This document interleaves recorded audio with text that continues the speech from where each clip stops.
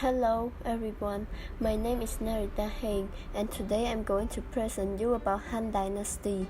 Do you know which dynasty was considered as the first golden age in Chinese history?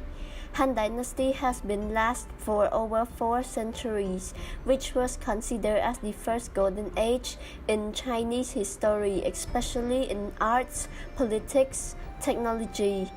This dynasty was used as an inspiring model for a united empire and self-maintained government for the other new dynasties.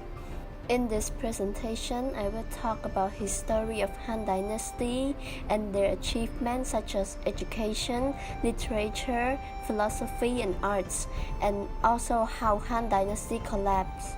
Firstly, according to Christian Reality, which was published in 2013, Han Dynasty was one of the longest of China major dynasties from 206 BCE to 220 BCE.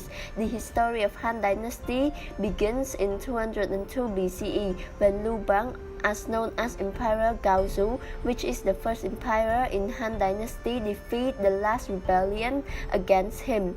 In 206 BCE, Lu Bang was already crowned as a king during the time that Han Dynasty was about to begin. In Qing Dynasty, which was the previous dynasty from 221 BCE to 206 BCE, Lu Bang had a job as a minor official. When the Qing Dynasty was about to collapse, Lu Bang took the chance and raised his army to claim the throne. However, he had an opponent named Xiao Yu, but he defeated Xiao Yu and became an empire. There are many achievements in Han Dynasty. According to Mark, most of those achievements are from scholars and ancient Chinese foreign influence on government, law, philosophy, history, art, and art. Since people in Han Dynasty have a lot of ambitions to get new knowledge, experience, and intellectual, they help each other to develop the Silk Road trade network to invent new materials such as paper, pottery, formulate, history writing, and some agriculture tools, techniques, and yoke. The road was an entire network of overland camel caravan routes that connect China to the Middle East. The network spread not only to Korea and Japan but to India, Persia, Egypt, Greece, and Rome as well.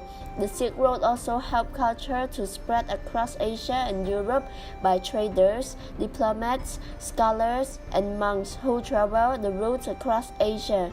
One of the great inventions in China history is paper.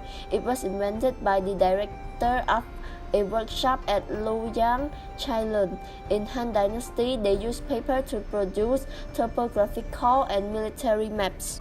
Meanwhile, for philosophy and education in Han Dynasty, Confucianism was officially adopted as the state philosophy, but there is also a blend in between legalism and Taoism. They had built school and college to promote literacy in order to teach students about classic texts of Chinese thought. An imperial academy was established in 824 BCE for scholars to study in depth the Confucian and Taoism classic. First civil service exam was set up in Han Dynasty and it was used until the Qing Dynasty. The earliest surviving literature from ancient China was destroyed or has simply been lost over time. The most famous Han Dynasty work is Shiji, as known as historical record of the Grand Historian, written by Sima Jian, who is often cited as China's first historian from 835 BCE to 86 BCE. Another important Han work is the Canon of Medicine, credited to the Yellow Emperor, which is a record of medicine in Han China.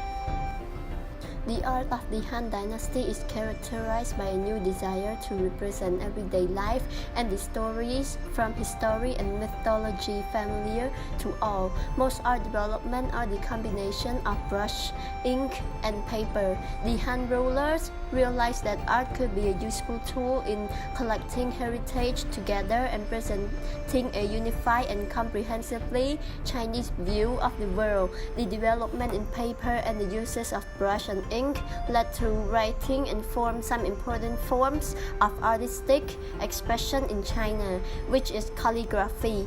After time passed, people start to decorate the surface with bronze, stone, bone, and even adding some colors by using animal fur, and the paintings start to become valuable and popular. By the end of the 1st century CE, one Han emperor doesn't have a child as the inheritor.